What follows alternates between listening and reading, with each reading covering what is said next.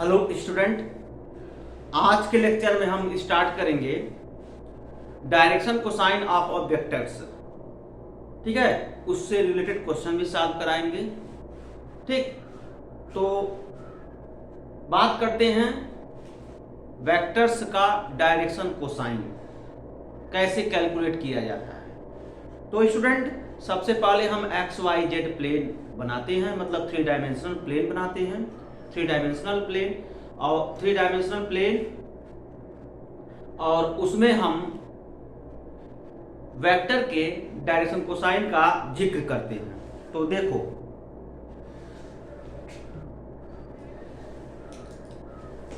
ये देखो स्टूडेंट, यहां पर हम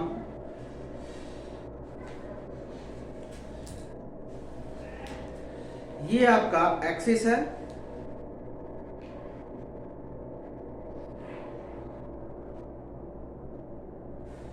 ये देखो ये एक्सिस है, एक्स वाई जेड एक्स, ये इस रेड पेन को मानो, ये तीनों एक्सिस म्यूचुअल परपेंडिकुलर है, समझो। ठीक है ना, ये म्यूचुअल परपेंडिकुलर है, तीनों म्यूचुअल परपेंडिकुलर है। और इसमें एक पेन है जिसको हम वेक्टर समझ रहे हैं, यहां पर है। ठीक है, इस पेन का मतलब ये जो वेक्टर्स है एक्स एक्सिस के अबाउट, मतलब एक्स एक्सिस से ये जो वेक्टर है कितने एंगल पर है। वाई एक्स, मान लो ये वाई एक्सिस है, वाई एक्सिस से ये एंगल कितने एंगल पर है, और जेड एक्सिस से ये एंगल कितने, ये वेक्टर्स कितने एंगल पर है। तो इन्हीं एंगल का कोसाइन जब लेते हैं उसी को हम डायरेक्शन कोसाइन बोलते हैं। ठीक है, फिर से सुनो, ये एक्स वाई जेड है,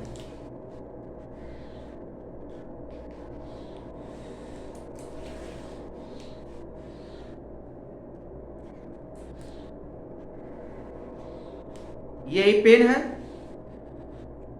ठीक है, ये प्लेन है, एक्स वाई तीनों, यहां से 90 डिग्री, यहां से 90 डिग्री, यहां से 90 डिग्री। ठीक है, और ये देखो प्लेन, ये जो है वेक्टर्स है, जिसको हम पेन बोल रहे हैं, ये वेक्टर्स है।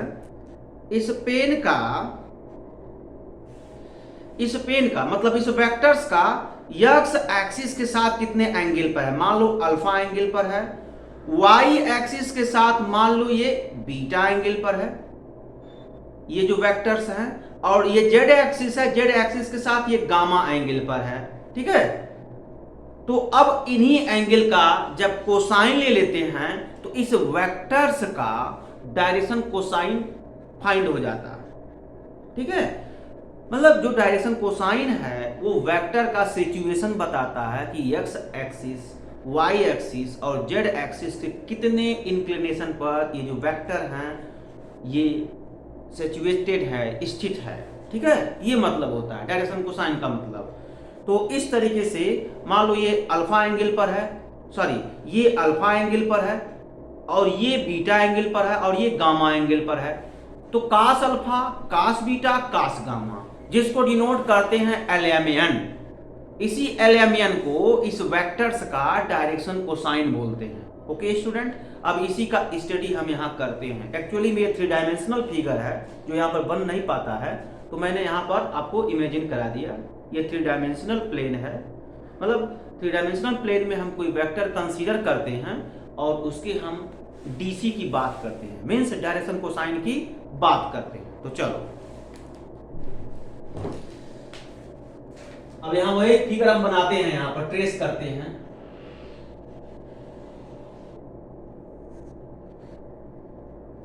यही चीज नहीं बन पाता है यहाँ पर, ये वाला, ये जो इस तरीके से ये जो लाइन देख रहे हो ना, ये वाली लाइन, ये लाइन जिसको हम यहाँ पर, ये एक्स एक्सिस है और ये वाई एक्सिस है और ये जेड एक्सिस है, जेड एक्सिस है। ठीक है, तो ये वाली लाइन इस ऐसे है, ऐसे है, बन जाएगा। तीनों एक दूसरे के म्यूचुअल परपेंडिकुलर है, जो थ्री एक्सिस हैं ये एक दूसरे के म्यूचुअल परपेंडिकुलर है। ठीक है, 90 या 90 डिग्री, 90 डिग्री, 90 डिग्री, जब ये 90 डिग्री नहीं दिखता है क्योंकि ये जो बोर्ड है वो XY प्लेन है, तो कैसे दिखेगा, और जो अभी ये बोर्ड एक्स वाई प्लेन में है और हम 3 डायमेंशनल फिगर बना रहे हैं, कैसे दिखेगा? थ्री डायमेंशनल यानी थ्री डायमेंशनल स्पेस की बात कर रहे हैं, तो कैसे यहाँ पर ये 90 होना चाहिए लेकिन यहाँ नहीं दिख रहा है, इसीलिए हमने जो है पेन का इस्तेमाल करके आप लोगों को फिगर बना करके बताया। ठीक है, तो अब वही चीज है। अब यहाँ पर देख लो, ये आपका ओरिजिन है जिसका कोऑर्डिनेट 0 0 0 है। ठीक है, मान लो यहाँ पर कोई वेक्टर्स लेते हैं ओपी, पी जिसका कोऑर्डिनेट एक्स वाई जेड है, ये वेक्टर्स हैं। तो सबसे पहले लिखा जाए direction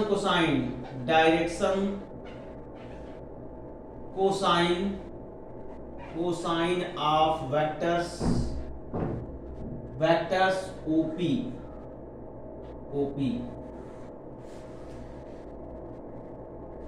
late OP is equal to vector r is equal to xi cap plus yj cap plus zk cap be the three-dimensional vectors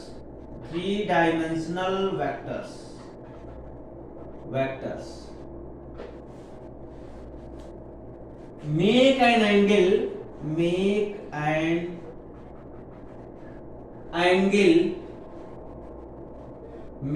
an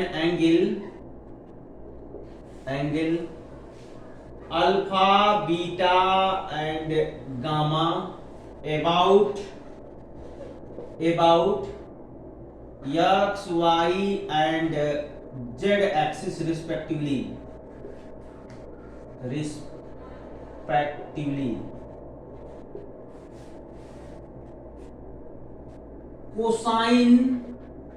Cosine of angle alpha, beta, gamma are called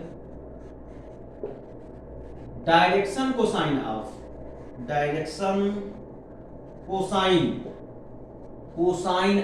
vector OP. Okay student, जो alpha beta gamma है उसी alpha beta gamma का अगर हम cosine ले लेते हैं तो वेक्टर्स ओपी का डायरेक्शन कोसाइन कैलकुलेट हो जाता है।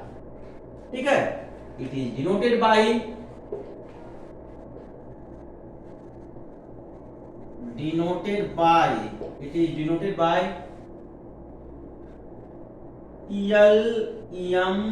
EL में भी डिफाइंड है। अब LMN है और L को हम क्या करते हैं,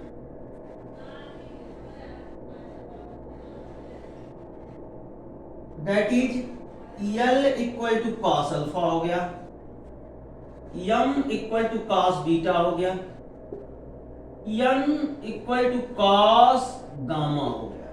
ओके स्टूडेंट, इसी LMN को हम क्या बोलते हैं, डायरेक्शन कोसाइन बोलते हैं। ठीक है, और इस L को हम क्या कहते हैं, cos अल्फा। जैसे देखो हम x एक्सिस पर अगर हम परपेंडिकुलर ड्रा करते हैं, x एक्सिस की बात करते हैं, जो हम x एक्सिस में करेंगे वही y एक्सिस और z एक्सिस। यहां से अगर परपेंडिकुलर लाइन ड्रा करो तो ये दूरी क्या हो जाएगा, ये x, ये डिस्टेंस x होगा और OP का जो डिस्टेंस होगा वो r होगा ना, r होगा। तो यहां से हम कह सकते हैं cos alpha equal to base upon hypotenuse, it means x by r हो गया। Similarly m equal to y by r और n equal to z by r। ठीक है, बेस अपॉन हाइपोटेनस, यहां बेस y है, यहां बेस z है, hypotenuse same होंगे इस केस में। तो LMN की वैल्यू हम देखो यहां से आप प्रिंट कर लिए। अब यहां बात करते हैं स्टूडेंट इस OP के, यहां देखो OP वेक्टर्स है ना, इसके मैग्नीट्यूड की बात करते हैं। यहां से ये भी कंफर्म हो जाएगा कि वेक्टर का मैग्नीट्यूड हम कैसे कैलकुलेट करते हैं। तो सबसे पहले आपको ये समझना स्टूडेंट, वेक्टर्स OP का जब हम मैग्नीट्यूड कैलकुलेट करते हैं, इट मींस OP यानी OP का क्या लेंथ है, यानी जो पॉइंट P है ओरिजिन से कितने डिस्टेंस पर है। यहां देखो लिखा है OP। OP मीन्स क्या, पॉइंट P ओरिजिन से कितने डिस्टेंस पर है, इसी को मैग्नीट्यूड बोलते हैं वेक्टर्स का। ठीक है, तो कैलकुलेट कर लिया जाए तो आपको पता है ना कि ये जो O का कोऑर्डिनेट x, O का कोऑर्डिनेट मतलब ओरिजिन है तो 0 0 0 है, और ये पॉइंट P है तो x y z है। तो distance between two point in a 3 dimensional plane, ये 3 डायमेंशनल प्लेन है, और 3 डायमेंशनल प्लेन में डिस्टेंस बिटवीन टू पॉइंट का यहां फार्मूला अप्लाई कर लिया जाए। यहां लिखेंगे OP is equal to under root x minus 0 whole square plus y minus 0 whole square plus z minus 0 whole square. फिर मैं बता रहा हूं student, distance between two point in a 2 dimensional plane क्या फार्मूला होता है, square root of x2 minus x1 whole square plus y2 minus y1 whole square. Clear, ठीक है। अब यहां से देखो, इसको हम लिख सकते हैं d equal to square root of x1 minus x2 whole square plus y1 minus y2 whole square. ठीक है, ये लिख सकते हैं। अब बात करते हैं 3 डायमेंशनल प्लेन में कैसे डिस्टेंस बिटवीन टू पॉइंट का फार्मूला हम कैलकुलेट करते हैं। बहुत ही आसान है, वो मैं आपको बता दूं। तो d, मान लो distance between two point in a 3 dimensional plane is d star. d star में be defined as square root of x2 minus x1 whole square plus y2 minus y1 whole square plus z2 minus z1 whole square. ये formula होता है। इसी फार्मूले से OP का distance calculate कर लीजिए। फिर मैं आपको बता रहा हूं स्टूडेंट, OP मींस वेक्टर। देखो इसका डायरेक्शन है O से P की तरफ डायरेक्शन है, और ये जो है ये क्वांटिटी है, OP एक क्वांटिटी है और O से P की तरफ इसका डायरेक्शन है। तो इसी क्वांटिटी को हम क्या बोलते हैं, वेक्टर से बोलते हैं। तो अब पोजीशन वेक्टर से हम कैलकुलेट कर लेंगे कि ये जो पॉइंट P है ओरिजिन से कितने डिस्टेंस पर है। तो OP वेक्टर से equal to xi cap plus yj cap plus zk cap. ठीक है, और OP वेक्टर का जब मैग्नीट्यूड कैलकुलेट करेंगे तो OP का लेंथ कैलकुलेट करेंगे, डिस्टेंस बिटवीन टू पॉइंट। तो देख सकते हो मैंने कैलकुलेट कर लिया। तो OP is equal to square root of x square plus y square plus z square हो गया, z स्क्वायर हो गया। और आप जानते हैं OP वेक्टर्स क्या होता है, xi cap plus yj cap plus zk cap, ये होता है। ठीक है, तो अब OP का जब मॉडुलस लेंगे OP के इक्वल होगा। ठीक है, तो वही कर लिया जाए। तो यहां पर टॉप पर मैं लिख देता हूं, OP वेक्टर का जब मैग्नीट्यूड लेंगे, OP वेक्टर का मॉडुलस, इसी को मैग्नीट्यूड बोलते हैं ना, और ये किसके इक्वल होगा, OP के लेंथ के इक्वल होगा, यही होता है। और जब हम कैलकुलेट करते हैं OP वेक्टर्स का magnitude is equal to, OP का वैल्यू देखो मैं यहां से कैलकुलेट कर लिया हूं, square root of x square plus y square plus z square. ठीक है ना, मतलब जो OP का लेंथ होगा वही वेक्टर OP का मैग्नीट्यूड होगा। इस बात को समझना, यही मतलब होता है सीधा सा, जो मैं यहां कैलकुलेट कर लिया। अब चलो रिलेशन निकलवा दो LMN का। ठीक है, तो इसको नोट करो।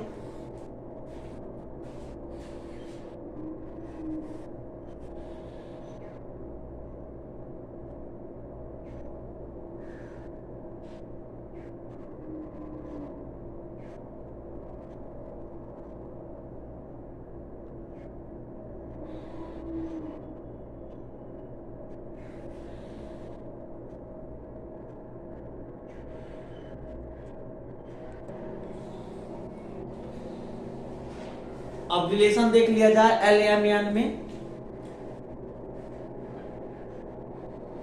रिलेशन बिटवीन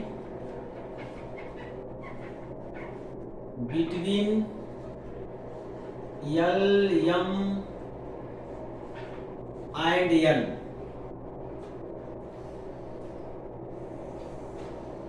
ये वेक्टर का डायरेक्शन कोसाइन है, इनमें रिलेशन क्या होते हैं, यहां लिखेंगे क्या, since we know that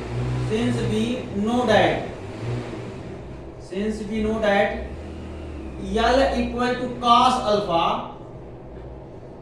m equal to cos beta, n equal to cos gamma, और फिर cos alpha, cos beta, cos gamma का मान अभी जस्ट इसके पहले कैलकुलेट किया था, L equal to x by r और m equal to y by r, n equal to z by are.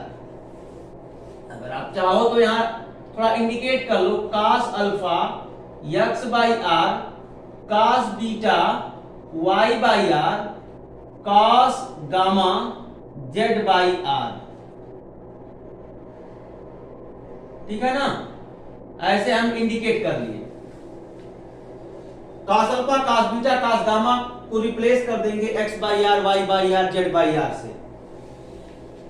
Now L square plus m square plus n square, ठीक है, तो ये वैल्यू क्या होगा, x by r whole square plus y by r whole square plus z by r whole square, और इसको simplification कर लिया जाए, x square by r square plus y square by r square plus z square by r square, L square plus M square plus N square, L square plus M square plus N square is equal to, यहां से are square common ले लिया जाए, कितना आया, x square plus y square plus z square, ठीक है ना, ये चीज। तो फिर से मैं बता रहा हूं स्टूडेंट, यहां पर सोचने वाली बात है, ओपी वेक्टर्स को हम आर वेक्टर्स रिप्रेजेंट करते हैं। जब हम ओपी के मॉडुलस को ओपी बोल रहे हैं, ओपी वेक्टर्स के मॉडुलस को ओपी बोल रहे हैं, तो सिमिलरली आर वेक्टर्स के मॉडुलस को भी तो हम आर बोलेंगे, सिंपल बोलेंगे ना, ये चीज, ठीक है। तो आप देख सकते हो OP vectors equal to r vectors, तो ओपी वेक्टर्स का मॉडुलस ओपी, तो ओपी वेक्टर्स को रिप्लेस कर सकते हैं आर वेक्टर्स, मैंने किया, तो इसके मॉडुलस को आर कर सकते हैं। फिर मैं आपको बता दूं स्टूडेंट कि आर का जो वैल्यू होगा वो अंडर रूट हो जाएगा, x square plus y square plus z square, यहां से दोनों साइड का स्क्वायर कर लिया जाए तो r square equal to x square plus y square plus z square हो जाएगा। तो x square plus y square plus z square को हम replace, x square plus y square plus z square को रिप्लेस करेंगे आर स्क्वायर से, कितना हो गया, l square plus M square plus N square equal to r square by r square is equal to 1 हो जाएगा। ये फ्रैक्शन है, p बाई क्यू के फॉर्म में है, p by q, if p equal to q then p by q is equal to 1, तो उसी के फॉर्म में आ गया। तो यहां से देखो लिख सकते हैं l square plus M square plus N square is equal to 1। ये कितना जो है इंपॉर्टेंट है, इसके रिलेशन पर भी अच्छे अच्छे क्वेश्चन पूछे जाते हैं, जो है 2 नंबर में पूछ लिए जाते हैं, इंपॉर्टेंट है। मैं सॉल्व करवाऊंगा, 2-3 क्वेश्चन इस पर सॉल्व करवाऊंगा, ठीक है ना। तो ये कंप्लीट होता है टॉपिक। तो फिर मैं कुछ क्वेश्चन दे रहा हूं, जैसे vector A is equal to 2i cap plus 3j cap plus 6k cap, find direction